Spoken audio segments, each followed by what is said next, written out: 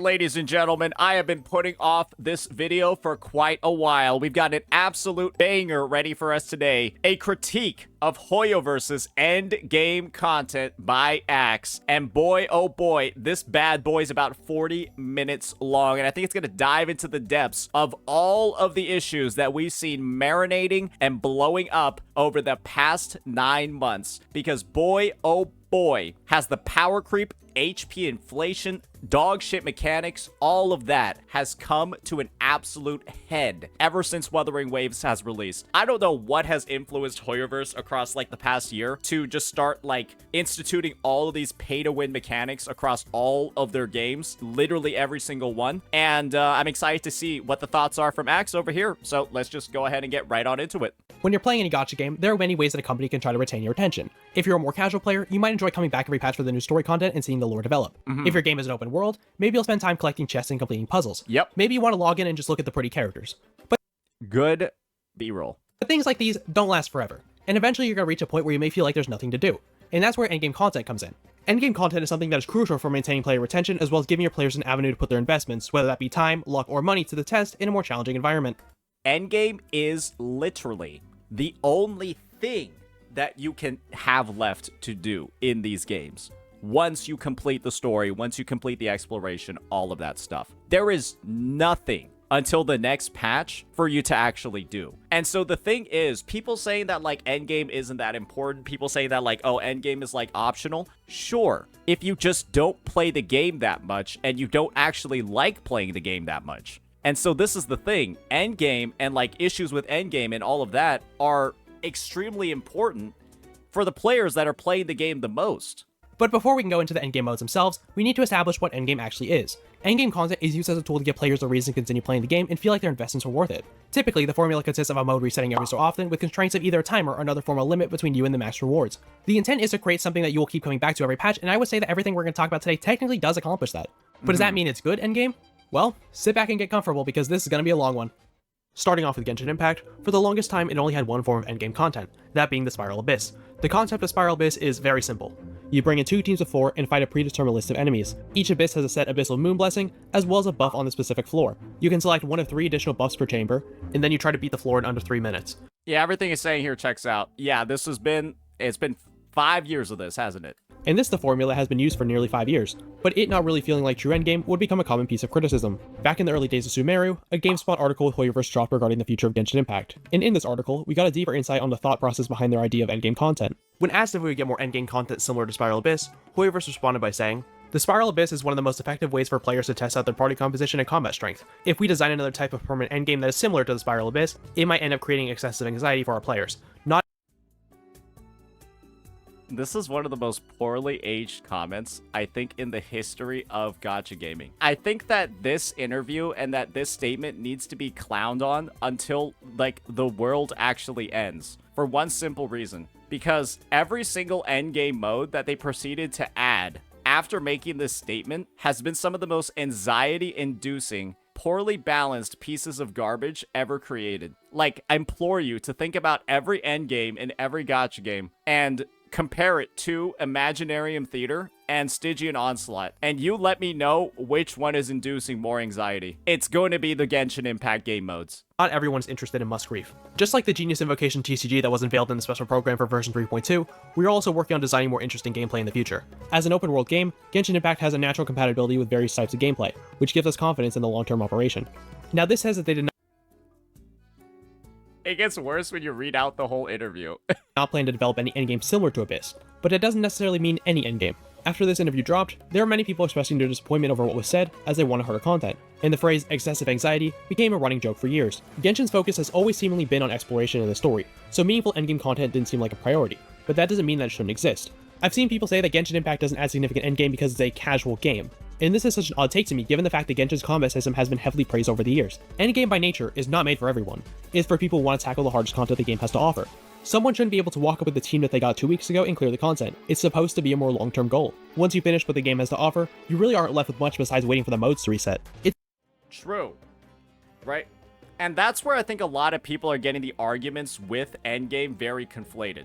Because there's a certain bar that you need to meet to be able to clear this stuff, get all the stars, get all the rewards. right? The issue really becomes apparent when this bar just keeps rising every single update, and then characters aren't able to keep up, not because they aren't built, not because they aren't leveled up properly, but because they're not the right character and they don't have the power creep baked into their kit. That's when it starts becoming a clear fucking issue, and that's where the games are right now. It's unfortunate too. People want to have a place to put their units to the test, and while Abyss can help fulfill that to some extent, it's not necessarily what people have been asking for. Spiral Abyss has gone through a variety of changes over the years, and especially given the recent decisions, it's been a pretty big topic of criticism across the community. In Sumeru, the release of Genjiro added an easily accessible reaction in the form of Hyperbloom, which basically let anyone clear with very low investment. The Sumeru patch cycle was also home to one of the most infamous Abyss rotations, 3.7. Now, if we just look at the HP, it doesn't seem that bad at a first glance by today's standards. However, the enemies behind it is what made it very annoying. The elemental shields on the enemies were a massive issue on multiple chambers. The reason I bring this up is because HP isn't the only factor when it comes to the endgame. A rotation that is handcrafted to ruin your day can be equally as challenging, if not more challenging, than HP inflation. Throughout Fontaine, instead of a really massive HP spike, they seem to take a shift in enemies and bosses that just kill you faster instead.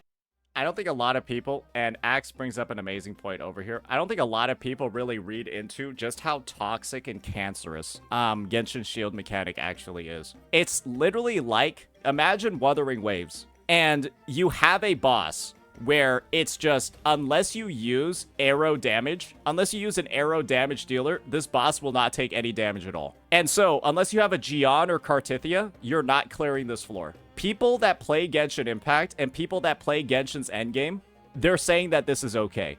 They're saying that this is good design for you to require a certain attribute of character, not to just deal more damage, not to get like a 10% damage buff, but to deal any damage at all in the first place. That's nuts. That is fucking insane. And the thing is, it got normalized to the point where they like have just turned it into like a mainstay of all of the endgame modes. Have this attribute, have this element as your damage type on your damage dealer, or you will not even have a chance of clearing. And you want to know what the influence of that is, ladies and gentlemen? Time to pull some units. New units. The on-banner units. Handcrafted to ruin your day can be equally as challenging, if not more challenging, than HP inflation. Throughout Fontaine, instead of a really massive HP spike, they seem to take a shift in enemies and bosses that just kill you faster instead. The robot boss of Coppelion Coppelius was used 5 times across the 4.x patch cycle, but we also had the release of the new Fontaine DPSs who are marginally stronger than what we had before, and with the release of Farina, a character who everybody benefits from, made the entire roster stronger. This is the thing. 4.0 Fontaine actually felt like one of the most balanced versions of the game. It was, in all honesty, probably the best time that Genshin has ever had, and to see the game basically do a full 180 in terms of like its character balance, character design, endgame, all of that with Natlan, I feel like was one of the biggest slaps in the face for players who were really enjoying 4.0. And this is the thing. I was one of them. I actually really liked and played Genshin every day across 4.0 to maybe about 4.5, 4.6. That's when everything went to shit. And obviously there were still difficult abysses here and there, but it was manageable for the most part. And then there was Natlan. This is where things really started to ramp up. Now, the HP inflation has gotten a little bit out of hand, but there are a few possible reasons why HP went up so significantly. Firstly, they brought back floor 12 leyline buffs in 5.3, coincidentally right when a certain character dropped. They were absent from the game for a very long time, so it was nice to finally see them return. We've also had more bosses who damage themselves when a certain condition is met. For example, the gluttonous Yunkasaur Mountain King has a mechanic of when you break his flowers with Pyro, it'll deal some damage to him. When you climb up and break the pillars on the Secret Source Automaton, it will do some damage and drop his resistance. And towards the boss is unkillable unless you drop its resistance. Yeah, so unless you have somebody that can, like, navigate those pillars, you literally cannot kill the boss either. There's so many enemies where if you don't have the right kit or the right interaction on the character, you literally just cannot fight these bosses. Towards the end of Fontaine and heading into Natlan, they also started splitting more enemies into waves. Now, floors with multiple waves aren't anything new, but they were almost always done only with elites. What the newer abysses would do is they would put elites on the first wave and then a full-on boss on the second wave. I actually don't really think this is a problem when it's done not for the sole reason of taking up time. For example, splitting 2 rune enemies isn't necessary at all, because they're pretty much only there to waste time, given the fact both of their HP pools aren't that high to begin with. And another reason is that the damage ceiling has simply gone up. The Natlan era DPSs are getting a lot stronger, and especially a character like Mawika, who is just one of the most ridiculous things I've ever seen in a video game. This is where it all went downhill, boys. It was the release of this character along with Sitlali at the start of the year Genshin really just decided that they were going to start off 2025 with the most power creep the game has ever seen in its history. That's how they decided 2025 was going to begin. That's how they decided they were going to compete with Wuwa 2.0. Fuck up their game. Genshin has indeed been power creeping as of late, and it's getting a bit ridiculous. But do all of these factors excuse HP inflation? Definitely not, so let's explain why that is. So you know how I just mentioned that leyline buffs returned? Well, that is true, but the problem is the buffs can be very hyper-specific. This is in direct contrast to the Blessing of the Abyssal Moon, which tends to have a much more general buff. The current Abyssal Moon simply wants you to do cryo damage. Good. This is fine. This is not a big deal, because you can find some way to slot some type of cryo character on your team to be able to access this stuff, right? Not that much of a problem. So let's take a look at the current leyline buff. When Now this is where the problem is, ladies and gentlemen. This is where there's a massive fucking issue. And this buff in particular is hilarious. characters have 0 energy, damage plus 75%. As of 5.7, there's a grand total of 2 characters who don't use energy.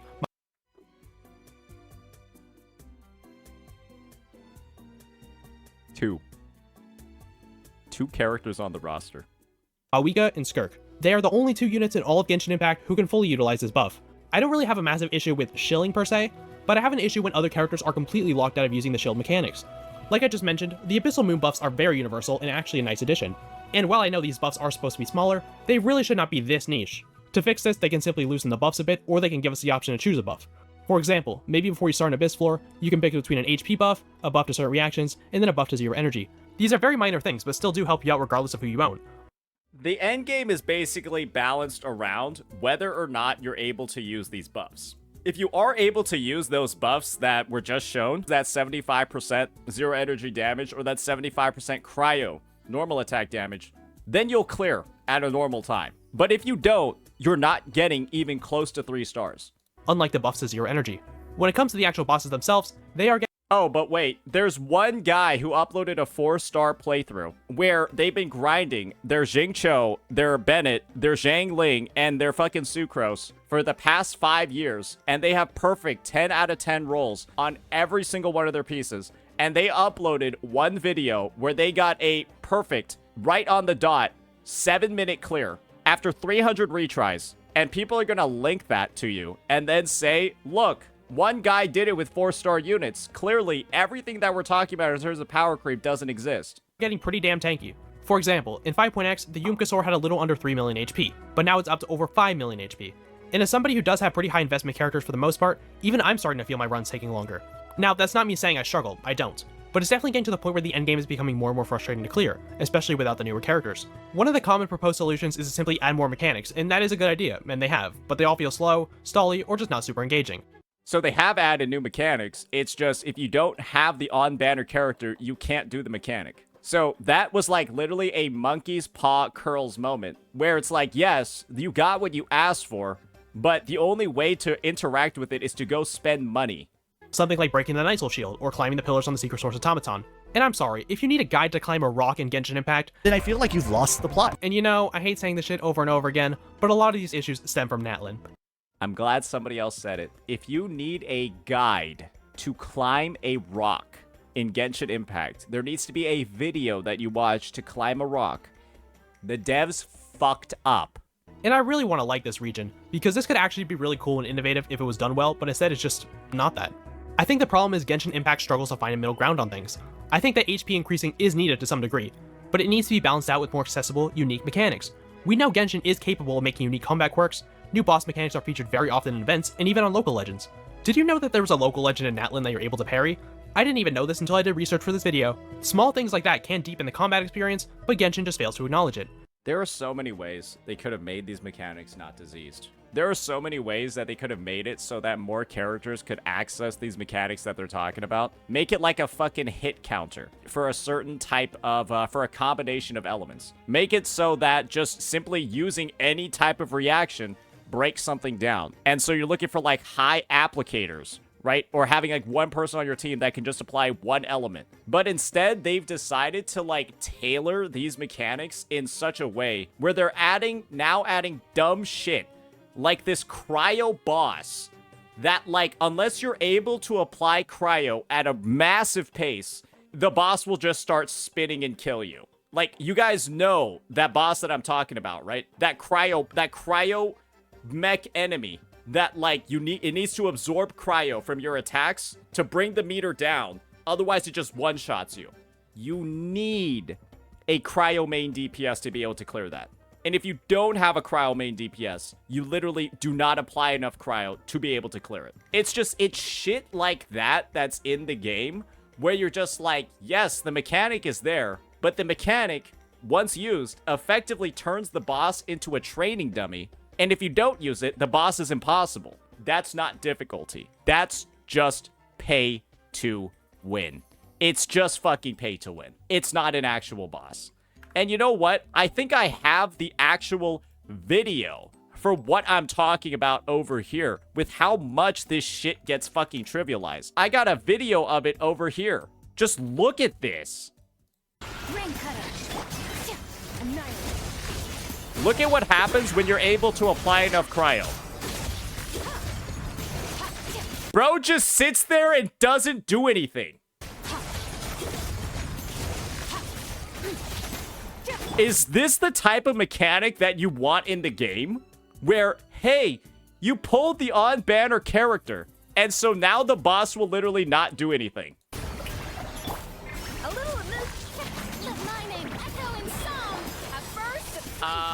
Yeah, so that's what's happening. That's good for the game. This is why people are calling this shit pay to win. Because when you don't do that, this boss starts shooting lasers and you just die. You're straight up just dead if you...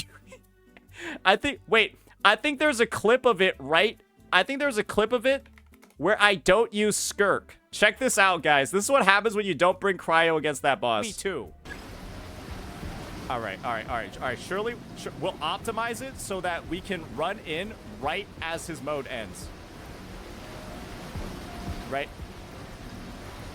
That laser kills you in one hit. Oh shit. Okay. Maybe like two. Okay, we just gotta wait out the timer, boys. And then it doubles. He's going overdrive mode. We're about to fucking pop off the second this shit is over. Let's do this. Come on. All right. 3, 2. All right, let's go. Shower me with praise. Let the world come skyward. Seize the about to fucking hook Dare you, to brother. mess with me? Have fun with this. Useless. Disappear. Oh, you ready, buddy? Worthless. Here. Worthless. Here.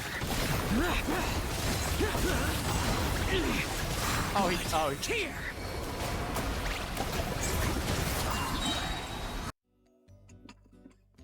Are those the mechanics that you like in your endgame?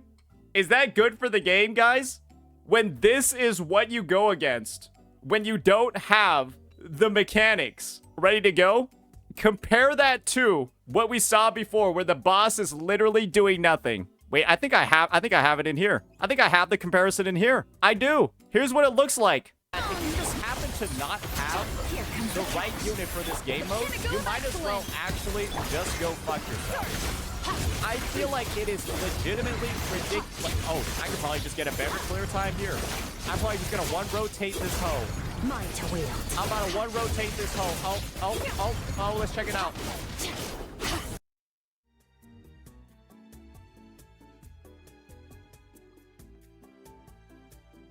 What? S0R1, by the way. That Skirk, S0R1.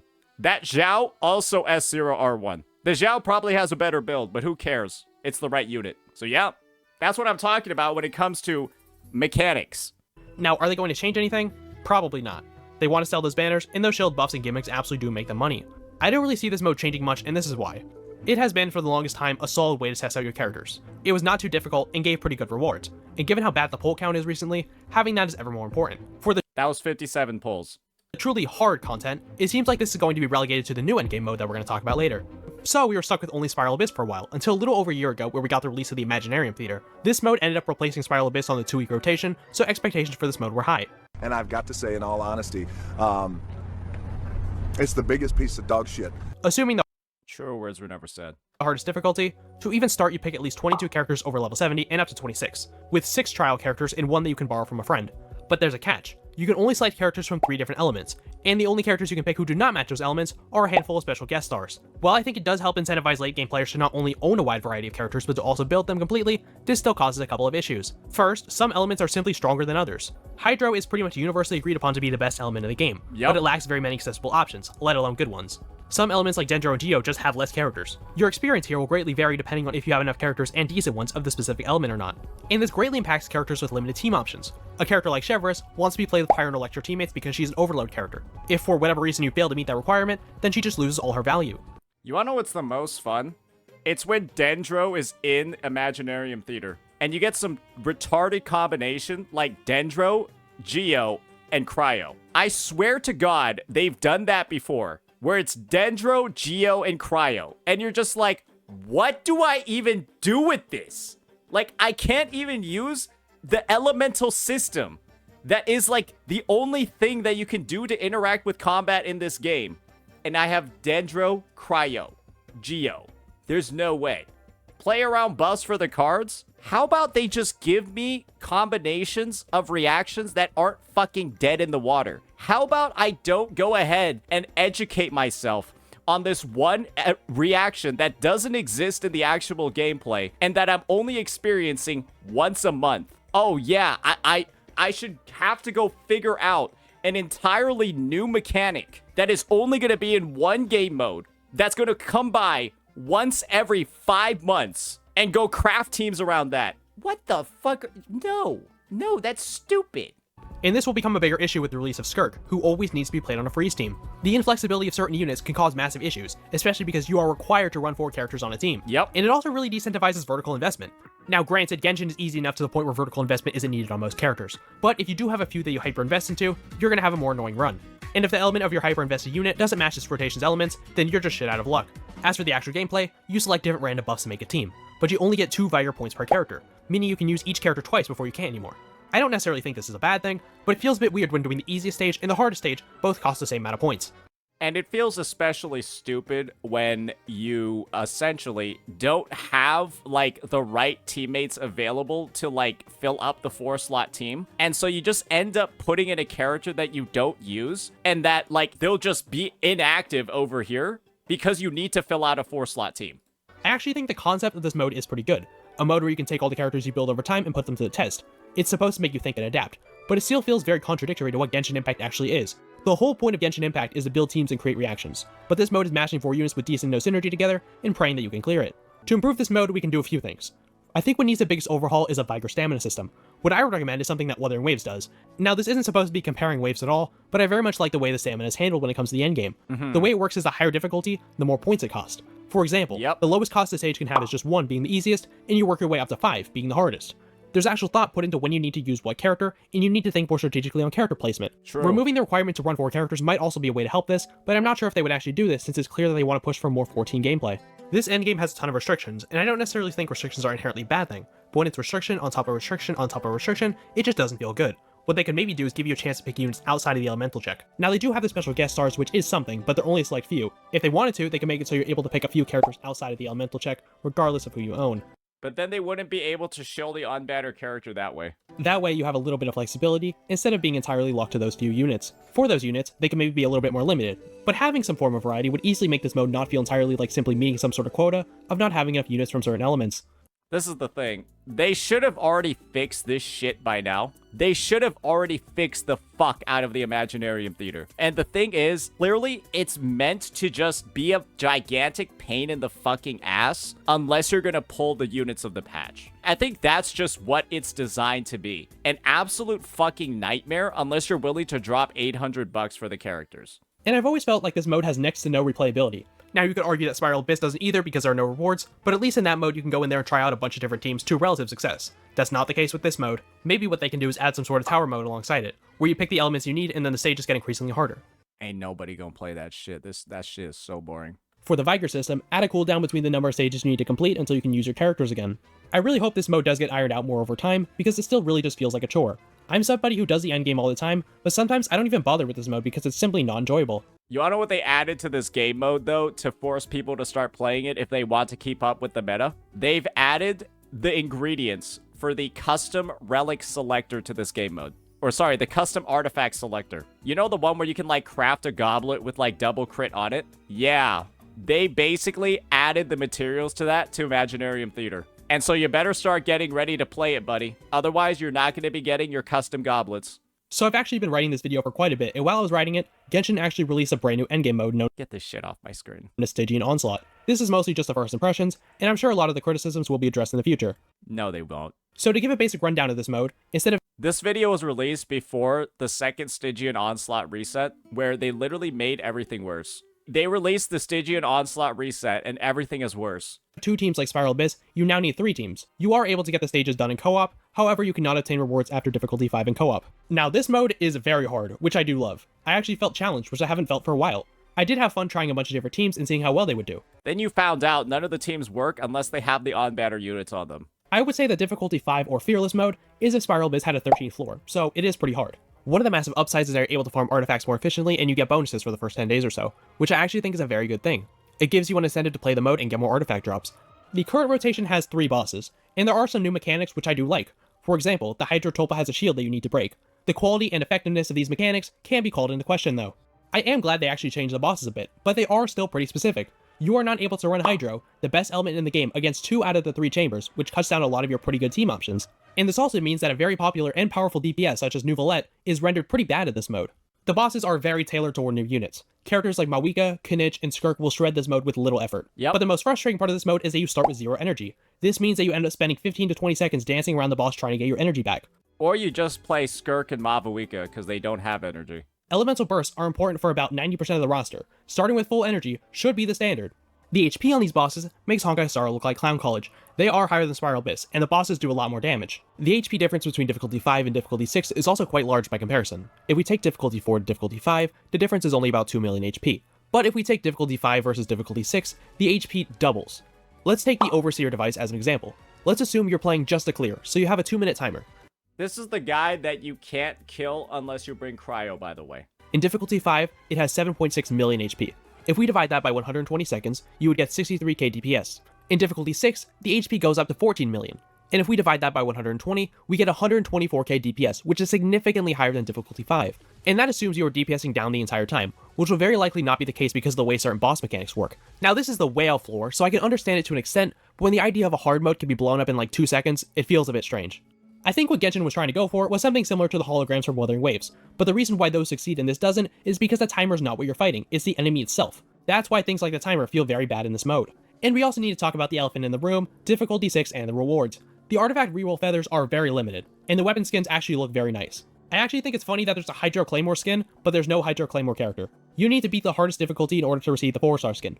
And for the 5-star skin, a more glowy version of it, you need to be able to clear it within 180 seconds. Now this might be an unpopular opinion, but I don't think making whale content is necessarily a bad thing. However, I'm not a fan of the weapon skins being locked behind dire difficulty. I think it would have made more sense if they put the skins behind difficulty 5, since that is more difficult than the Spiral Abyss. But whales, they need this one thing. Quote by Psychojoko. And you already need a lot more optimization and sweaty gameplay if you aren't playing the units directly shield for it.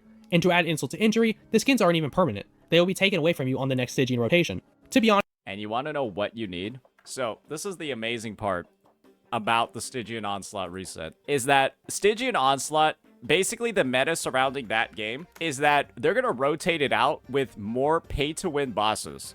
That basically require you to have the newest unit to be able to clear, or certain other select units on the roster. And this is the situation that's come up right now. You have this fucking, I'll try not to offend anybody culturally, but like you've got this sombrero wielding cactus in the reset where their special mechanic literally is Electro Charge or Lunar Charge, right? And after you do Electro Charge or Lunar Charge, you'll be able to work through their mechanics faster. But the thing is, regular Electro Charge is dog shit, and Lunar Charge is the only one that actually meaningfully breaks the shield. And so this whole Electro Charge piece over here might as well not even exist because it literally has almost no effect.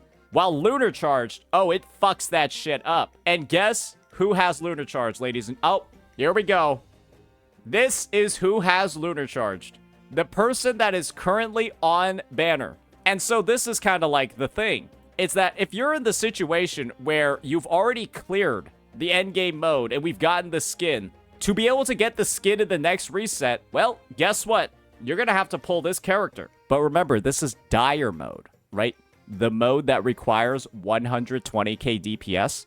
To keep having this skin, you're going to need to pull her weapon, and also multiple sequence nodes. A new character with a new weapon and multiple sequence nodes every 41 days to keep and retain the skin.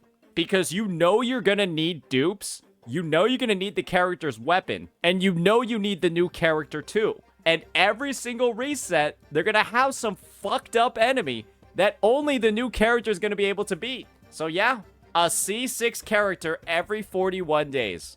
That is why they made this endgame. It's kind of disgusting once you think about it, right? Will be taken away from you on the next Stygian rotation. To be honest, I think it's fine that the whales have their side of the children's playground. My issue is the fact that the bosses are so shilled that even if you are a whale, now you need to hope you wailed on a specific character in order to be able to use them effectively in this mode. And if you're a whale, and you wailed on shit like Hu Tao, you got like a C6 Ito, a C6 Wanderer, a C6 Chiori, a C6 fucking Navia, go f*** yourself. You C6 any of those older units and not the ones that were shilling for Stygian Onslaught, go f*** yourself. You have a C6 Al-Haytham, brother, might as well not fucking exist.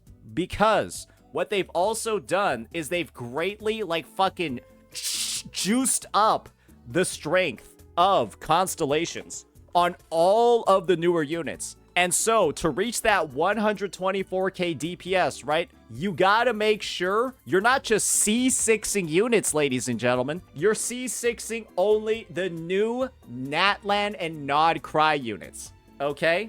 You gotta C6 those, not those other losers that were released before 2025. They're a fucking mess. They're not worth it. Only the new ones. So even your past expenditures are fucking worthless too. Wow, what a game mode. I'll use myself as an example. I am not free to play. I could probably be considered a whale at this point. I have a C6 Skirk, and she just completely destroys the automaton. But I also have a C6 Hu Tao, and I want to focus on that for this. Her C6 states, triggers when Hu Tao's HP drops below 25%. Not pre-washed, by the way. Or when she suffers a lethal strike, Hu Tao will not fall as a result of the damage sustained. A lethal strike? Like the Hydra Tulpa if you don't break the shield? So you would expect C6 Hu Tao to proc, right? Well, nope. You can see the HP tick down to 1, but you'll still get one-shotted. She can indeed break the shield normally, but not having your C6 be used just doesn't feel good at all. My point being, they intentionally put in a mechanic so that C6 Hu Tao's thing does not work? can indeed break the shield normally, but not having your C6 be used just doesn't feel good. You would expect C6 Hu Tao to proc, right? Well, nope. You can see the HP tick down to 1, but you'll still get... Surely this is illegal, right? Surely this is illegal, right? Is that even... They literally put in a mechanic to delete your 6th constellation? This has to be illegal. This has to be a lawsuit, right? Get one-shotted. She can indeed break the shield normally, but not having your C6 be used just doesn't feel good at all. My point being, even if somebody owns a C6 character that is simply not as strong or not being shielded, they can still very much struggle if they C6 the wrong character. I'm honestly, I did not know it was that bad. I just thought they didn't have enough damage. I had no idea that they intentionally designed their mechanics to actually fuck over the older units. I thought the older units just didn't do enough damage. So with that said, I have some ideas to fix this game mode as a whole. Firstly, instead of 3 set bosses, maybe make some more bosses, around 5 or 6, and allow you to choose what boss you want to fight. You know what? How about this? How about you just don't put in disease fucking bosses? How about instead of shit like the fucking Gulpa, the fucking frozen bitch over here, and this fucking Papilla, how about you just put in, like, I don't know, a fucking Ruin Drake? Put in a fucking Ruin Golem. Why don't you just put in some regular fucking enemies instead that don't make me want to uninstall the game? That way, even if the bosses want to be shielded to a certain character, you will have a much better chance of owning the character that you need to clear, and giving you some actual roster diversity. How about you have at least one character across the Stygian Onslaught reset that doesn't require a shield element to clear? Like, this one is, have Natlan, or go f*** yourself, This one is have Anefa or go f yourself. And then this one is have Skirk or go f yourself. That's what these, that's like how you can summarize all these Stygian Onslaught resets. Have XYZ character that just ran or is on banner or go f yourself.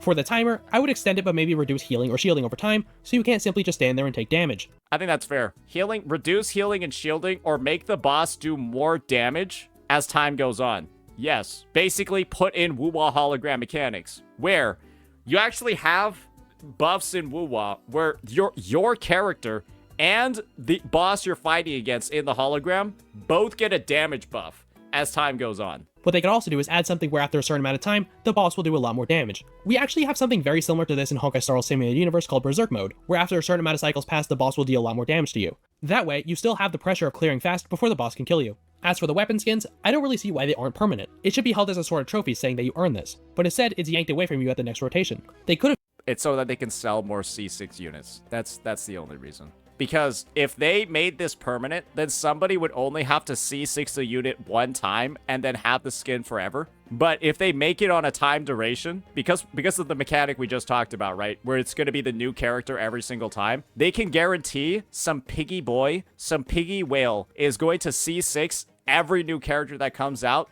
so that they can keep their skin.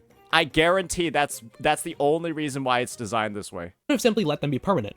And then the only reward from this mode would be the feathers, which are still extremely valuable and something people would still go after. It is weird because we have a very good reward system that doesn't expire, that being the key system in the Imaginarium Theater. You can unlock different trails or echoes for your characters, it's permanent and it works very well. My suggestion would be after you beat difficulty 5, then you get to choose a 4-star weapon skin. If you're able to beat dire difficulty, then you get to pick the 5-star weapon skin. They're never going to do this. This would be great. This would be nice. This would be awesome if Hoyo did it. They're never going to do this. Both of them would not expire. That way, you still keep the incentive to continue playing the mode, and the skins are more realistically achievable and everybody still gets to keep them. This will take away the incentive, though, for them to tap into their most spendy parts of their player base for pretty much no return on their end. So, yeah, this is basically something that would make players happier, but it would greatly, significantly reduce the income coming in. Overall, I think this mode has good framework for being a great one, but there's too many glaring flaws for me to say that it's a truly good endgame at the moment. I hope that the glaring problems will be ironed out in the next update. I'm fucking weak. He already knows. He already knows it got worse.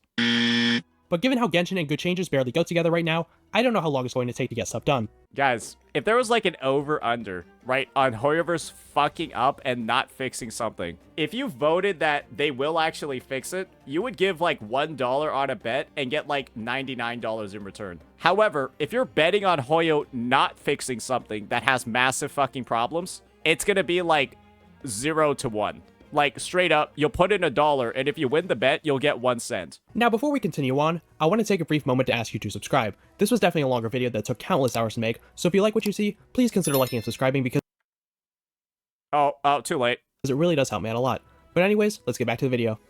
Moving on to Honkai Star Rail, I feel I can't believe that was only the Genshin part. bit different about the endgame in HSR versus the other games. I remember back in the day, when Genshin was receiving a large amount of criticism about the lack of the endgame, we had Honkai Star Rail come up, that had a promising endgame mode, and was very good for quite a while. I remember when HSR was in its golden age. There was a golden era for HSR in its endgame. It was literally patch 2, it was patch like 1. It was the last patch of 1.0 into like patch 2.3. And then after like 2.2 or 2.3, it all went to shit. Until it started going downhill. Now, if you've been following my channel for a long time, you might remember a video I made titled HP Inflation is Out of Control. Now, this video ended up starting a bit of an uproar for the next 2 weeks about the No, it led to Mr. Pokey basically trying to brainwash people into thinking it's their fault that Hoyo can't fucking balance the game. That was the situation over here. general trend of HP inflation in Honkai Star Rail's endgame, and it really hasn't slowed down since. If you look at the HP trends, you can actually correlate the HP increases to the release of certain characters, showing that the HP bloat is used to compensate for the high damage ceiling. I talked about this a little bit in my Akron video, which you should definitely go watch, that HP inflation will typically occur when the older bosses return to the endgame modes, and those bosses are simply outdated. The lack of either self-damaging or another sort of gimmick results in a pretty unfun experience of just beating up a punching bag. Especially in the current 3.3 MOC, being Hule and the True Sting, both have pretty high HP and feel very outdated. It's part of the reason they had to buff old characters, because they literally could not clear without the newest units. We also need to talk about the buffs in Well, this is where you're wrong, Axe.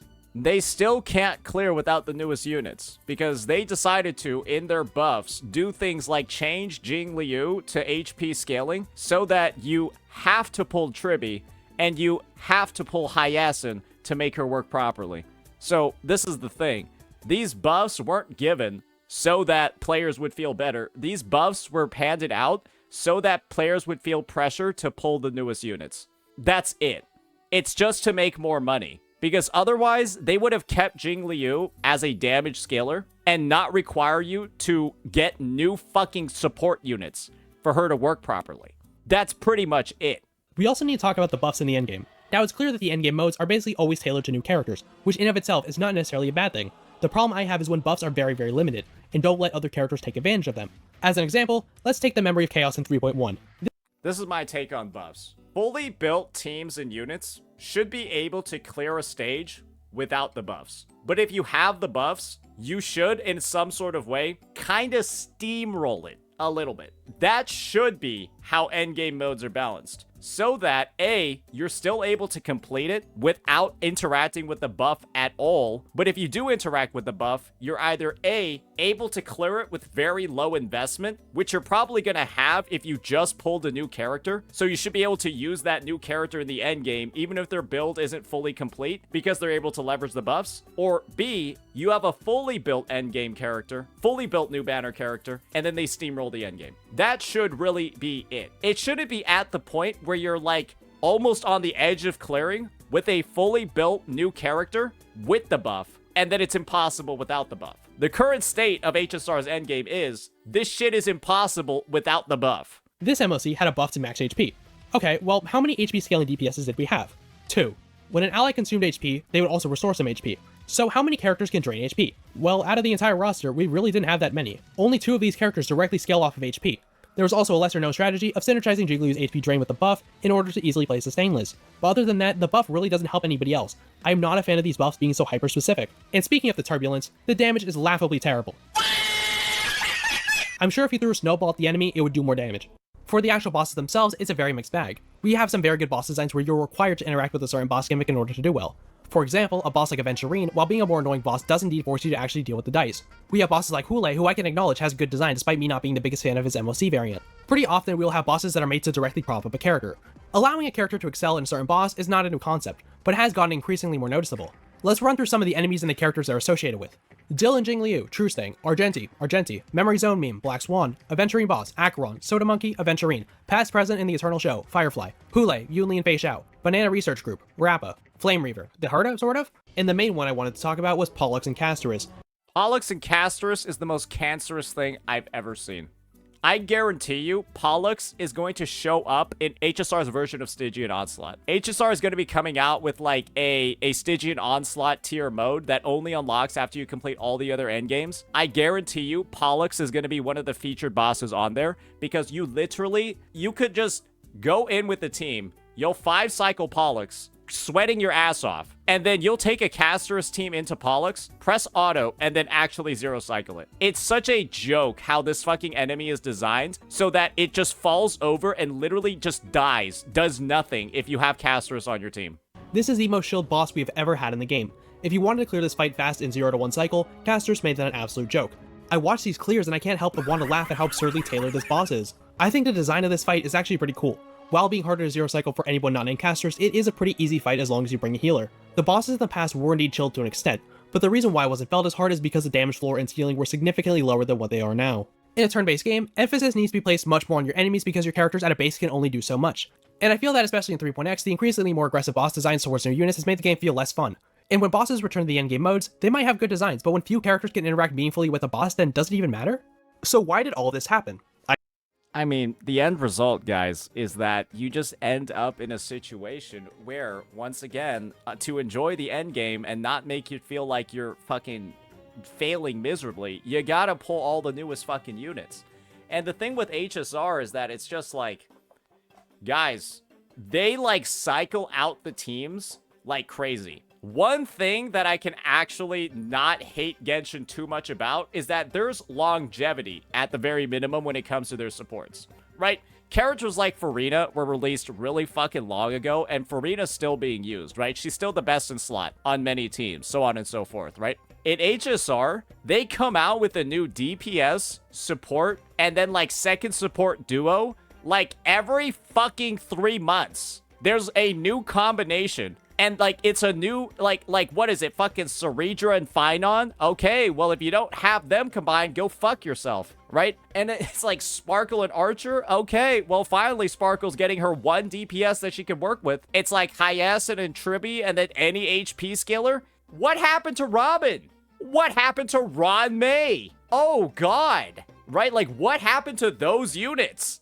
I think the answer is pretty clear. They want to sell new characters, and given that HSR has next to no complexity, raising HP and damage is the only way that they deem possible to increase. HSR has 3 buttons. I guess this is the thing, right? You kind of have to go into it thinking that people that are like really into like maining HSR, adding like trying to talk about the game like it's complex or like has a meta, you just have to recognize the game that they're playing has 3 buttons. And then they released a character called My Day because it was too complex for some individuals. My Day only has 2 buttons. It's shit like that where you're just like, okay, clearly this game is like not made for like actual gamers. That's why when you look at Mr. Pokey play anything that isn't HSR, he like sucks balls at it. The game is made for like simple people. That's kind of like my view on HSR. And the thing is, when people are going in saying, oh, you need to like play it better. Oh, you're supposed to be like more sweaty with this. It's like, brother, it's not that deep. It is, without a doubt, one of the most brain-dead games in existence. And if you're at the point where you're talking about like fucking speed tuning and shit like that, brother, you're trying to zero cycle and do shit like that. You're basically trying to, it's like zero cycling, guys, is like getting first place in the fucking Special Olympics of gacha games. Straight up. There is so little additional benefit that you get from doing it, and you're trying to add all this unnecessary complexity to a game that's not complex because you want to make it feel like you weren't wasting your time sweating this much over a game like this. It's just straight up, pull the new unit, get their light cone, get above like a 50% crit ratio if they're a DPS, and then just go press auto, and you'll clear everything in the game. That's just what it is, because it has 3 fucking buttons, but 3 buttons was too much, so there's an auto button too. Increased difficulty. It's also pretty clear that they're trying to kill zero cycles and keeping them a premium experience. If you notice, a lot of the MOC blessings trigger first cycle, meaning that somebody who is trying to zero cycle cannot take advantage of those buffs. I really don't think this mode needs too much work to be effective content, so I propose a few fixes. First of all, let us select a buff instead of being given a random turbulence. If they don't want to get rid of the very hard shield buffs, then what they can do is let us pick a smaller buff on top of it. Both of the other modes allow you to select a buff that fits your team better, so I see no reason why MOC shouldn't give you buffs that still benefit your team, even if it's small. That's the funny thing, is that they have way better design of their endgame, where there's like less shilling in the other game modes. But the one game mode, MOC, that's kind of like most indicative of like traditional gameplay in the game, is super restrictive. And second, try to make the bosses more interesting. We've clearly seen they have the ability to make it happen, and yet the boss from literally the launch of the game is still often showing up in endgame, but just with more HP. For example, make Svarog spawn 2 hands instead of 1. We clearly know that they have the ability to do this because it's what his boss does in Golden Gears. Maybe after you break them, then Svarog takes damage or gets all of his resistance reduced or something. When we have these bosses that don't evolve with the current endgame lineup, then the HP spikes become increasingly more noticeable. I will give them credit as the new bosses are a lot more unique than what we had in the past, but old bosses should be adjusted accordingly when showing up in the newer content.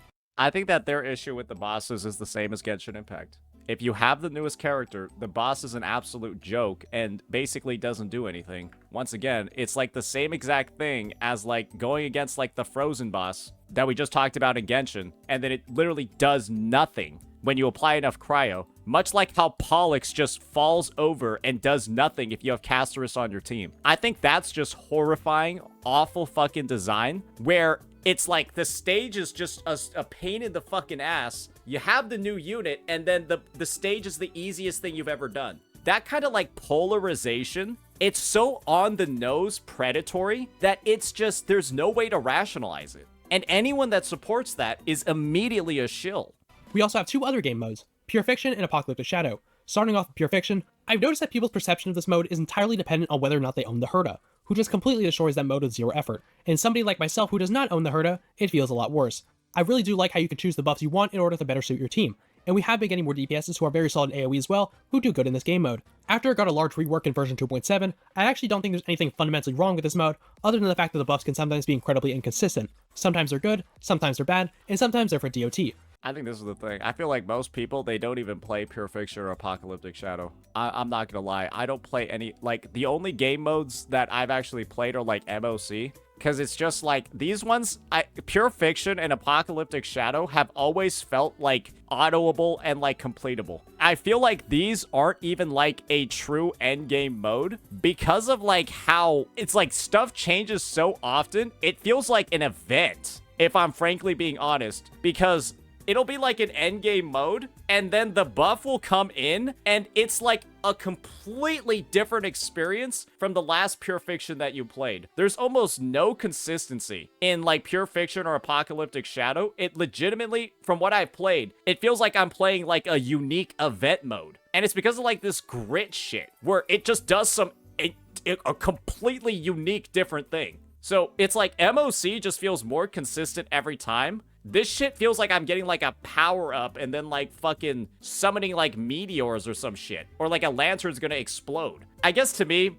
Pure Fiction and Apocalyptic Shadow don't feel like traditional endgames. Maybe that's better, but it's also like it just feels like a random grab bag every time it resets, and there's just like no expectations for it on my end. But when they are stronger, they are actually quite good. There's honestly not much to say about Pure Fiction. It serves its role as an AoE mode pretty well. Moving on to Apocalyptic Shadow, this is my favorite mode in the game. You still pick 2 teams of 4 as always, but you get to select a buff that helps you. This is a mode very heavily focused around you breaking the toughness bar to get massive buffs and kill the boss, but that doesn't mean Super Break is the only thing that's viable. The bosses are very unique and have interesting mechanics. I love that. For example, Hule has a completely new mechanic. You select one character to go solo and you duel Hule, and you get multiple turns to break his toughness bar. When I say I want unique and fun mechanics, this is exactly what I mean. Even the other bosses like Aventurine keep spawning dice for you to kill. And that's what frustrates me about MOC. We clearly see that Hoyoverse has the ability to add interesting and fun mechanics in these game modes, but we're still using bosses from 1.0. I think the only thing I don't like about this mode is the fact that sometimes there are not at least one boss with each weakness. Like sometimes there'll be a rotation that neither boss is weak to ice, so ice characters had a very rough time, or just couldn't clear at all. I feel like since you have 7 elements, and each boss has 4 weaknesses, each boss should have a weakness of each element at least once. I think what bothers me about Honkai Star Rail's endgame That's a fair request. in general is the lack of variety. This was mostly an issue at the beginning of 3.x, where the entire endgame was AoE, not just Pure Fiction. So was MOC, and so was Apocalyptic Shadow. This was clearly due to the newer AoE characters like the Herda.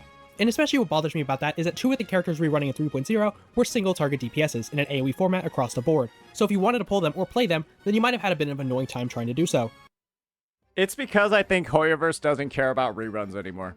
I don't think you should ever pull on pretty much if a DPS character is rerunning, you should skip them. Like, if you're actually genuinely, like, trying to keep up with the end game in any Hoyoverse game, if a DPS reruns, you should skip them. Because their time is over. They have moved on to the next DPS. And the thing is, that character doesn't matter anymore. Content isn't going to be designed around them anymore. And so they might as well not exist anymore. Because a new DPS is always going to come out. And I guess the thing is, you can use that same logic, at least in HSR, to just skip all reruns in general. Pulled Robin? Go fuck yourself, right? Why would you have pulled Robin on a rerun when you should have been spending those pulls on Tribby and Hyacinth? Because Tribby and Hyacinth are the 2 best support duos in the game, and they greatly outperform Robin. And so anything you spend on that Robin rerun, even though, you know, you had certain CCs telling you that you need S2 Robin, and that S2 Robin is going to be immune to power creep, yeah, they lied. Apocalyptic Shadow was a mode built up to be a boss mode, where mostly single target units can shine, but over time that was no longer the case. Different modes can fulfill different purposes.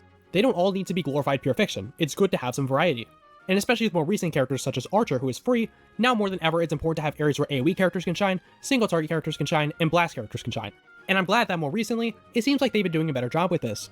Overall, Honkai Star Rail does have the resources and ability to make endgame more fun, and honestly, this is probably the game I want to have better endgame than most, given that there isn't much to do in the game to begin with, and it's a game very much focused on its combat to sell new characters. It was very easy for Honkai Star Rail to not fuck up the game. They just simply had to not release all these characters that did 30 times the damage of the prior ones. But the thing is that dam has sort of already burst, and characters that do more damage than others is now one of the only ways that they can sell their units. Because their story has failed to sell units. It's really just animations and damage. in the kits. And so the end result kind of just is each new unit is going to be flashier, more explosive than the next, and it's just going to do more damage than the next, because that's really all it is. And so you skip all the reruns, you skip all of the fucking reruns, you only pull the new units, and that's the way to play the game. And that's why there were so many CCs for Honkai Star Rail saying it's a great time to start the game.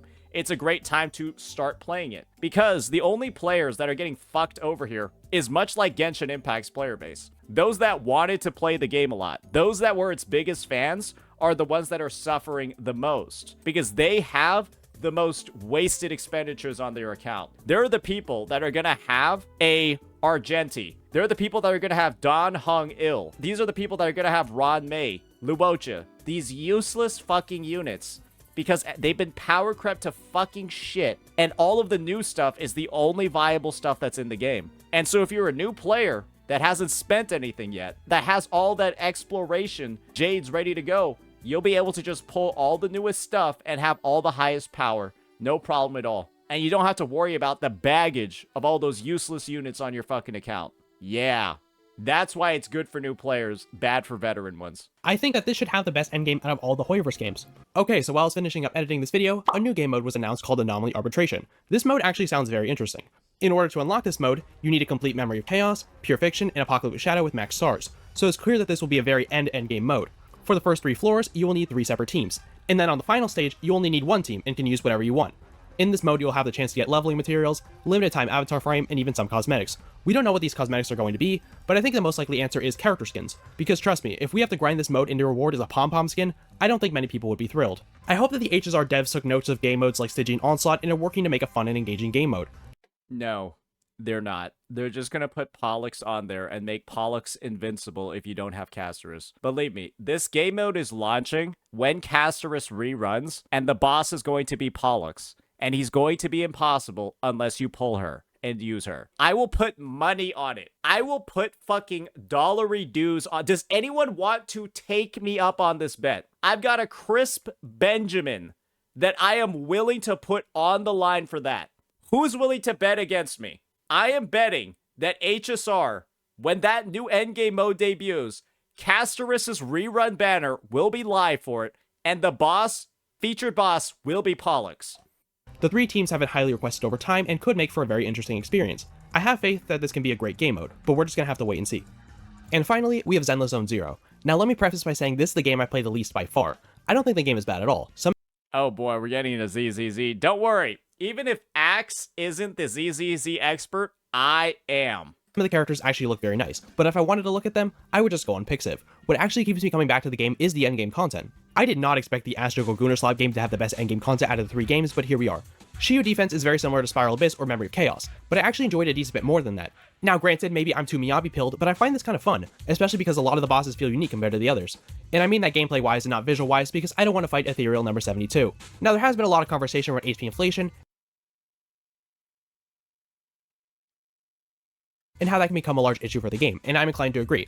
Let's just be honest, Miyabi, Astra, the Decibel system are indeed raising the damage ceiling, and as much as people want to deny it, there is a deep power creep in Zenless. I mean, why did Ellen get buffed? Now obviously HP inflation is occurring, and that's undeniable, but I also think it's important to recognize that we as players have gotten more power as well. A lot of the new DPSs are simply stronger now. We've also been getting frequent indirect buffs using new disk drives and new characters. The game has absolutely gone up in difficulty, but we have also grown alongside it, although it may not be exactly of equal value.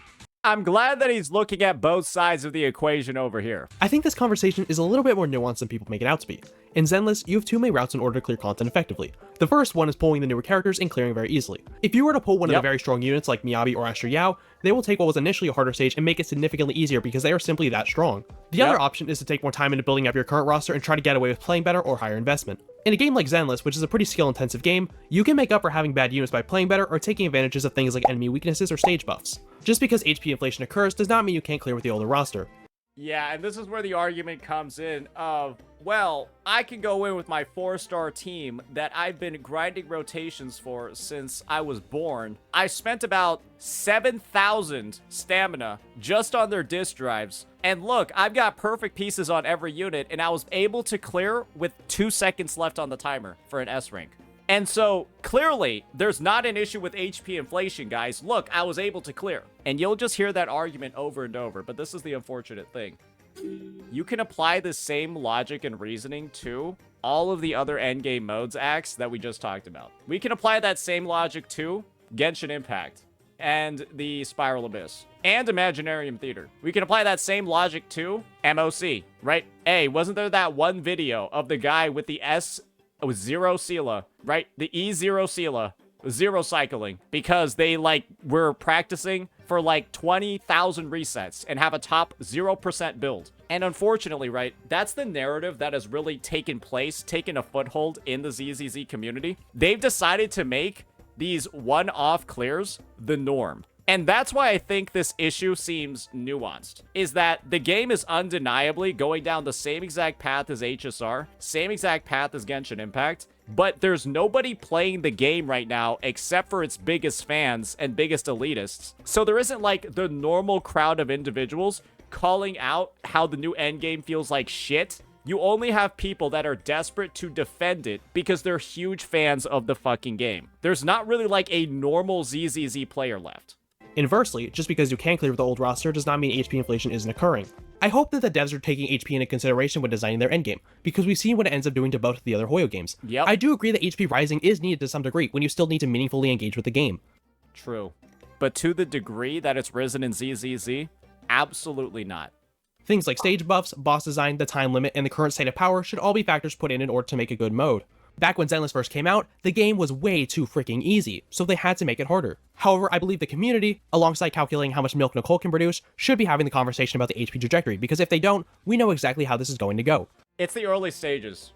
You can compare ZZZ right now and the discussion HP inflation is having in the community to HSR after Acheron and Firefly released. It's the same photo, where nobody really talked about it because they were like, oh, I just like the new characters so much. And then when it actually finally comes to a head and people are noticing that it's ruined the fucking game, well, it's already too late by that point. And then you have fucking Miasma on top of all of it. Oh boy, oh boy. Deny the problem is happening, let it build up until it reaches a breaking point, the community gets pissed off, and now no one is happy. And the lack of acknowledgement is what got us into situations back in HSR where it's simply being ignored. Yep. It will fare better than HSR because there's actual skill involved in this game, but we should still talk about these issues before we have 40 million HP bosses. Personally, what I think is worse than HP inflation when it comes to Zenless is how much invincibility some of the bosses have. You can't damage them for 5 to 10 seconds, and you're just sitting there waiting for them to do something. The animations are quite long, and it just feels like a stall mechanic more than anything.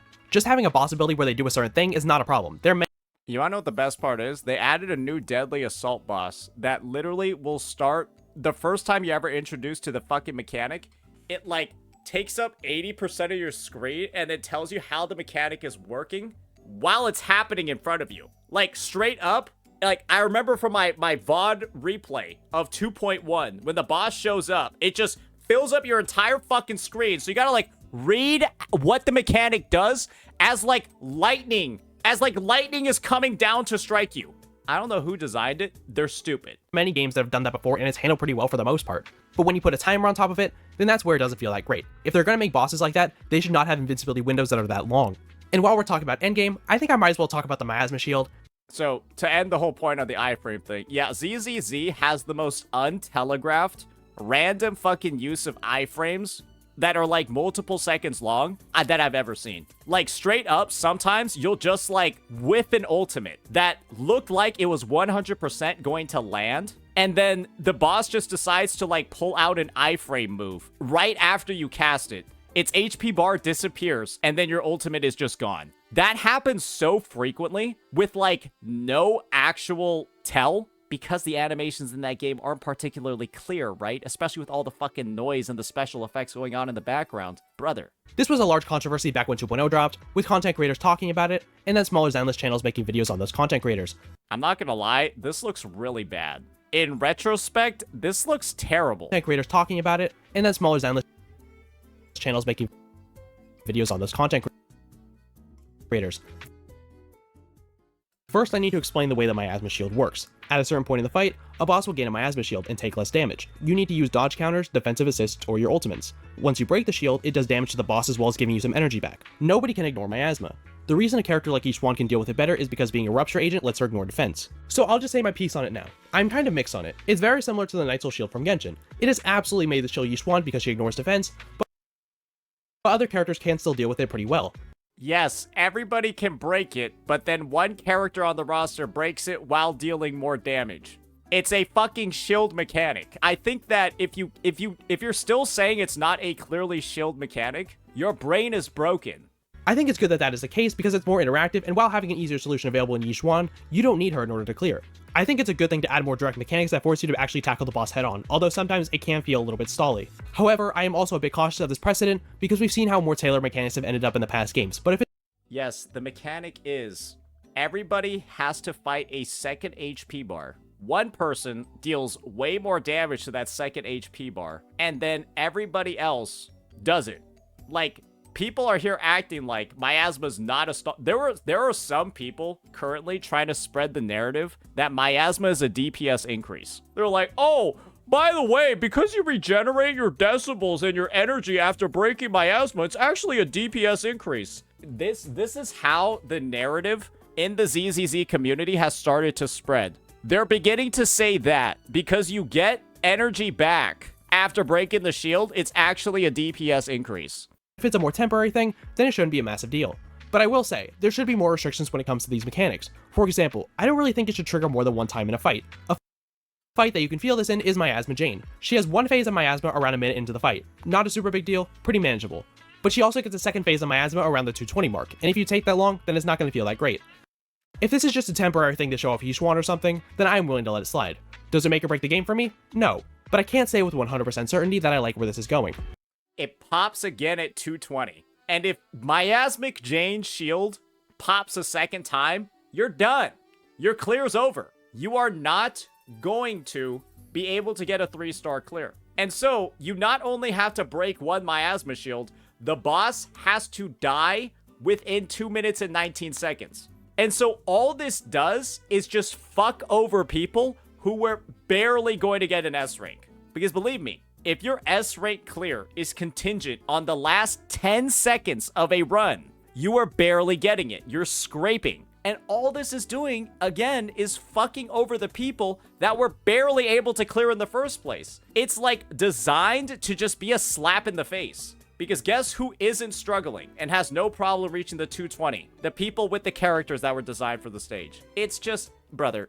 On a more positive note, something that I really like about Zenless Endgame is the amount of creativity and optimization you can have. Now, there is the label of being a button mash simulator, and you can probably get pretty far by doing so, but there is some more to the combat. I'll use myself as an example. This is the game. It's a button mash simulator if you have the right units. And if you don't have the right units, it is one of the sweatiest fucking things that you have to play. Basically, you'll have people in this community that have basically mandated that you dodge and parry every single attack in your clears. And because getting hit or missing a parry causes you to stagger and lose time, it's actually the player's fault every single time they can't clear. Oh, you actually got hit one time 2 minutes in, and that led to like a stagger, and then you missed this parry, and then people are basically telling you, if you don't have the new units, you should be playing perfectly, and if you can't play perfectly, you can't critique the game. Brother, the community for this title is so cooked in the head, it's unbelievable. And it's one of the big reasons why nobody wants to make content on the game unless they're getting paid to make content on the game. Name me one CC who's covering Zenless as their main game without being sponsored by Hoyoverse. Name me one. I don't worry about logging in daily, I hardly play Hollow Zero, and I would mostly only play for the endgame. And I'll be straight up and say that I'm not very good at the game. I understand the game decently well, but I'm not negative edging or anything. But I am when I see Yixuan. When I consistently played, I would have no issue clearing Shu defense. When I came back a bit later and tried it again, I had noticed the endgame had indeed gone harder. I was lucky enough on pulling Yuzuha and used my leftover battery to build her and Vivian up as much as I could, which really was not that much. With that super low investment, I was barely able to squeeze out a clear. Now some may look at that and see massive skill issue or even a poorly designed game mode, and both could be true. But at the same time, I always knew in the back of my head that I could do better through different ways. I wasn't playing into the enemy weakness, so I brought my Jane Doe back and was even able to get a clear with her faster. All the runs that I did took a few tries, and that's fine. This is supposed to be some of the hardest content after all. After playing some more, I felt like Miyabi was carrying me a bit too hard, so I decided I would try to clear without her. Now if you don't know, my favorite characters in Zenless are Evelyn and Lighter. One thing you guys gotta keep in mind, guys, is that Axe over here is using he's using the most premium teams in the game. He's talking about himself struggling and having issues, and he's literally using a team full of limited 5 stars on all of his sides. I'm gonna be real here. if you're at the point where you have built and pulled all limited 5-star units on your team, I'm not gonna lie, the end game probably shouldn't be feeling like that much of a struggle to you. And luckily, they're both pretty good on a team together. Evelyn is definitely a harder character to play, and since the endgame did get harder, I had to learn to play her better, and let me tell you, those chain attacks are very fun. And when I was able to clear, I felt satisfied because it felt like an obstacle I had to overcome. And since I had to put more effort into clear, I was happy with it. Was it the most optimized clear in the world? Definitely not. There was absolutely some more I can improve on, but it still felt like a challenge. But this is the thing, guys. Let's look at the lineup that he had over here. Brother, it's a full limited roster. Like, full limited roster with best in slot teammates. And so, like, at this point, I'm just going to be honest, right? I'm just going to be honest. It's like, at what point do you want the difficulty to be so high where it's like a 449 over here when Axe is playing with the full limited team? What do you think is happening to Axe if any of these are replaced with a 4-star unit? What do you think happens if this is Lucy instead of Yazuha? What if this is Nicole instead of Astra? Maybe the Nicole team would be fine because she's kind of strong. It's just like, brother, not everybody's going to be able to pull every unit. And it's like, not everybody is also going to want to be sweating this much just for like the fucking resetting endgame mode. There needs to be a balance that's struck. And the thing is, there's so few people left playing this game that's not like a part of like the sweaty vocal minority crowd. Brother, it's just like, this is such a massive turnoff to so many people playing the game. It's ridiculous. There was absolutely some more I can improve on, but it still felt like a challenge. And if Hoyo wants to design an endgame around you needing to take more advantage with the fundamental mechanics of the game to a large degree, then I don't really see a problem with that. Now, obviously, it should still be... Oh, great. Is there somebody astroturfing in my chat? Brother, every game is the same. We can't just clear Woo-Wah either without pulls, or we should be skilled. I'm going to be entirely honest with you. There are so many Woo-Wah teams where you literally don't, like, you literally just run like a Sanhua with like somebody else and then you just clear. And it's not like you're out here doing like fucking rocket science to clear with the Camellia Sanhua team or to clear with a Chakotay or with a Kartithia Sanhua team. Straight up, like there's not, yeah, you shouldn't be barely clearing. And yes, sure, you can bungle your Woo-Wah rotations. Guys, messing up in Woo-Wah is a lot harder than messing up in ZZZ. Like, that's what I'll say. ZZZ has so much of a, like, learning curve when it comes to, like, its animations and shit, because ZZZ has some of the lowest visual clarity that I've ever seen in a game before. And it's so contingent on dodging and parrying properly to not inflate your time from getting staggered. While there's an absolute disaster, just look at the fucking screen right now, bro. What's going on? Am I using Miyabi or Astra Yao? And what is this? What's the enemy doing? Is it about to do a parryable attack? How would you know? What is the enemy about to do on the screen here? You literally can't see. I just realized this is the perfect freeze frame. Like, the enemy's health bar is here. The animation is over here. The attack is like here. What the fuck even is this? Like, look at the health bar. There's no enemy underneath it. Be within reason and not have a mess of stall mechanics. Oh, never mind. We were actually on Nicole the whole time. Yeah, my bad. We were actually on Nicole. It wasn't Miyabi. It wasn't Astra Yao. It was Nicole. Another bullshit, but I think having to engage with the game more is fine, especially in a game with a lot of room for more advanced gameplay. Player agency and room for optimization is something I value very heavily in games, and Zenless has a lot of that. If you go onto YouTube right now, you can see so many people running a lot of different teams to clear content. This is my take. One of the things that I like about Zenless is that you're able to do all of this spicy shit. You're able to do all of this crazy shit to get some wild clear times. That's cool. I like that you're able to take your skill to the limit and do fun stuff like that. But you wanna know what Zenless Endgame feels like? It feels like you need to like have Wallenstein's level quick swapping to get a 3-minute clear. To get an S rank clear, it seems like you need to do Wallenstein's level quick swapping or just pull the new on-banner unit. And the thing is just in Woo-Wah, if you do Wallenstein's level quick swapping, you get like a 45-second clear.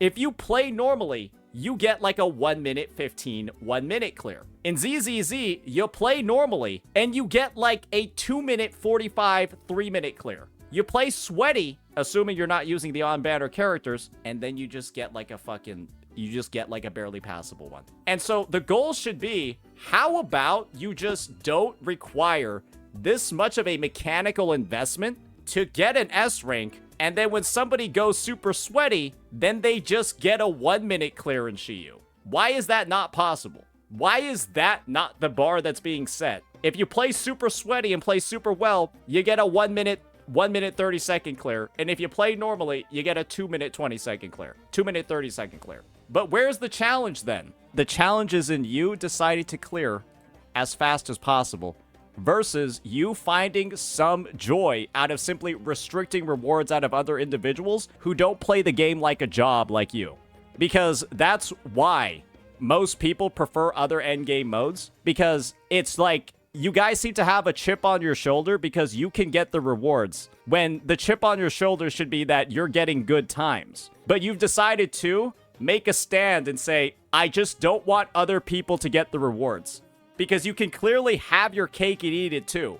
You could just brag about how fast your clear times are, but you want to now also brag about the clear time while also brag about how other people aren't getting the rewards. It's just so cringe. It's so cringe. It's unbelievable. And that's why this community is so toxic. They're celebrating the fact that other people aren't getting rewards. And that's their chip on the shoulder. Because guess what? They don't really have anything else in their life that's really worth bragging about, so they have to talk about video game accomplishments. It's a sad existence, but it is what it is. And while I don't think the ability to still clear is an indicator of a game mode having no flaws, I think it's important to acknowledge that you have quite a bit you can do in order to improve your clear time. I would say that Zenless has the most freedom out of any Hoyo game when it comes to that, since you aren't really hard stuck in playing a certain archetype or reaction. It's certainly a step up from other game modes, and it's great that Zenless has a pretty nice amount of variety. It's good that it's there, but just because it's there, should it mean that everyone's forced to do it? But the really good endgame mode in Zenless is actually the smaller mode, Deadly Assault, and this is probably my favorite endgame mode in all of Hoyoverse. You need 3 teams of 3 and you get to select a buff of your choice. Instead of having to defeat the boss has stacking health bars you have to deal with. You have 3 minutes, and the more damage you do, the more points you get, and you need 20,000 points to get 3 stars. But doing damage isn't the only way that you can get points. Each boss has different ways you get more points. For example, triggering a perfect assist on Pompeii will give you 350 points. It is technically a bullet sponge since it doesn't die, but it actually has a bit more depth to it. And guys, you want to know some of the funniest bits of misinformation I've received in my ZZZ's comment section? I should actually have a compilation. There were people on one of my videos talking about Deadly Assault where they said Deadly Assault enemies don't have HP, and that the score was not based off of how much damage you did to the Deadly Assault enemies. I need to go find it now. It's this video over here. This was basically talking about how Deadly Assault had way too much HP inflation and was becoming way harder to clear. There was one motherfucker. Maybe they deleted their comment. HP inflation shouldn't affect your Deadly Assault score because it's based on how much damage you do.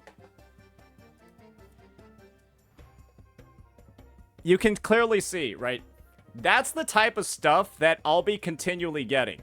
But don't worry, I've got one that's even better. That I managed to scrounge up. Bro keeps using Zhu Yen without a stunner and wonders why the score is so low.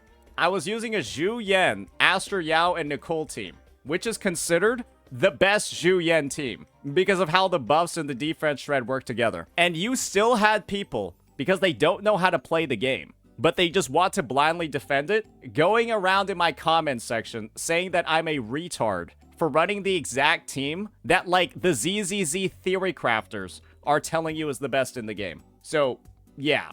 That's kind of like the situation going on in here. Massive amount of misinfo when it comes to this game. And I think it's due to the fact that the community kind of doesn't really exist. And with Zenless being an action game, there is much more room for that.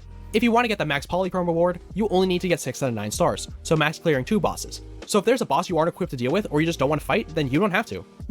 I think that Deadly Assault isn't inherently the worst thing ever, but it does have really, really shield mechanics, where the buffs that you have available to select are basically entirely geared around having the unit. And if you don't have the unit, it actually becomes really hard to even get like 2 stars against some of the bosses. Now, I won't glaze this mode to the moon, it does have a couple flaws. Some of the bosses are cool, but once again very shield, like Bringer, where you play Miyabi and you just win. While the mechanics are unique for sure, they can sometimes feel a bit out of place. For example, the Miasma Fiend has a little minigame that you need to play. This is what I'm talking about. how do you read this, figure out how it works, and then also are expected to dodge at the same time that this pop-up is on your screen? You need to line up the Who does... circle of Whoever Miasma designed pools in this order to is an break them. idiot. When I first fought it, I was very surprised, but I felt like I was playing a party game instead of an action game. It is somewhat remedied by the fact that you can still get deadly assault points. Who QA tested this? Who experienced this and was like, yeah, this is good. But it might not be something everybody enjoys. This mode is what Stygian Onslaught in Genshin should have been. A cool mode with some bosses, while also having some cool mechanics to get more points throughout the fight.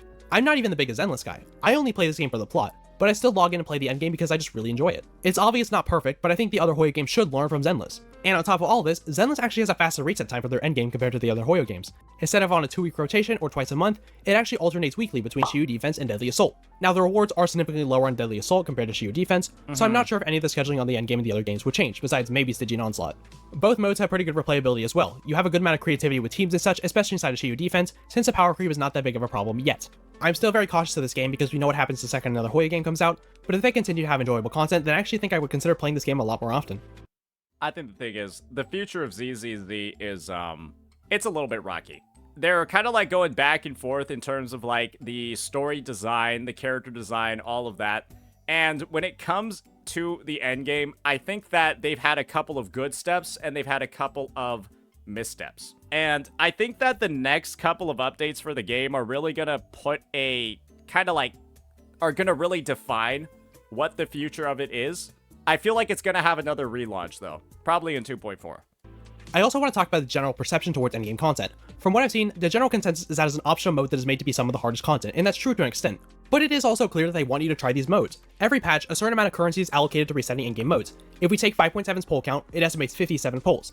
If we remove endgame from the equation, we would get 47 polls, so quite a bit less. And realistically, if you're trying to build your characters very well, then that's what you're building them up for. The story is easy enough, most of the time, to the point where high investment or insane artifacts aren't needed, and the place where you'll be truly putting these characters to the test is within these endgame experiences. Sometimes I feel like there's a large disconnect between what Hoyoverse is designing and how we as players end up consuming it. Yep. I feel it would be a fair statement to say that when they design and test content, it's very likely they don't play the same way we do, or exploit certain mechanics.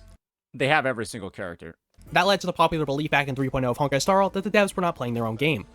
What this is referring to is the Chinese people believe that the devs themselves are not playing the game. The truth is, they probably do test content, but are they doing it with every character, or even sustainless? Probably not. Attempting to get rid of zero cycling has led to weaker buffs and massive HP inflation. At the end of the day, these are still gacha games, and in these games, it is indeed difficult to make meaningful content for players to test their skills. The fact that HSR decided to balance its content around zero cyclers has to be the funniest shit ever. Like, it's genuinely hilarious that that was the approach that they decided to take. Especially when things like whales exist. You can't make everybody happy, so you need to make the most people happy. And to do that, they really need to focus on who is actually playing the mode and adjust it accordingly. We don't have actual data, so I will not make an arbitrary number of people playing endgame, but it's quite obvious that the overwhelming majority of people who have thoughts on the endgame content are the ones playing it. It's a bit of like a self-fulfilling prophecy, right?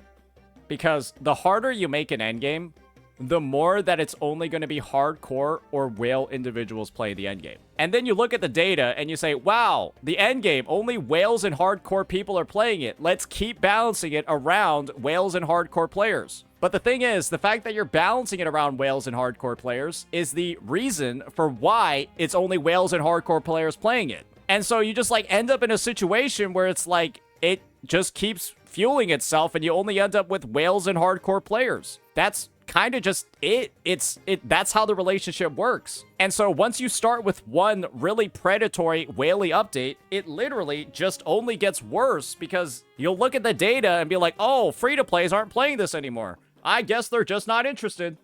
And I would say that It's because they can't, because you fucked up the game. Hoyoverse needs to design their content with that player in mind. Seemingly what they're trying to do now is make Spiral Abyss a way to get into harder content and then locking the true challenges behind a mode like Stygian Onslaught. Oh yeah, these are all PvE games. I completely forgot that. Yeah, these are all PvE games. In reality, there should be more emphasis on endgame content. These games are not cheap. Characters can cost you hundreds of dollars. People are well within their right to want more meaningful content out of the characters they spend so much time or money on. When you're leveling up and building teams, endgame and harder content is really the only place you're using them in. But when there are criticisms towards endgame content, whether it be constructive or deconstructive, usually a common counterpoint is, you don't have to play endgame. It's only a small amount of currency. And let me break my silence and say that this is not a good argument. If the solution to fix the endgame mode is to not play the mode, Guys, we just watched a video about how the solution to Genshin Impact, to loving Genshin Impact again, is to not play it. Why is it when it comes to Hoyo titles, the solution is to not engage with the game or the game mode. Then that's more telling than people realize. Just because we have harder content in Genshin now doesn't mean that people aren't allowed to criticize it. Stygian Onslaught would be good on paper if it was well designed. However, I think that there are indeed some good modes like Apoc Shadow and Deadly Assault that are pretty well designed for the most part. It's actually sort of sad how fast people will turn on a content creator the minute they say they don't like something. If the game needs fixing, the people who don't have Dawei sliding money under the table are going to talk about it, and that's just how it is. I'll be straight up and say that in the past, I've not done the best job of criticizing things well, and I acknowledge that. And I've worked on improving that, and I hope that that has been reflected in my newer videos. I think it was pretty good in this one. People might like the modes, people might dislike the modes, and when we have the ability to critically think, then maybe we can see future improvements for all these modes, and have more fun, engaging content that people would want to grind for.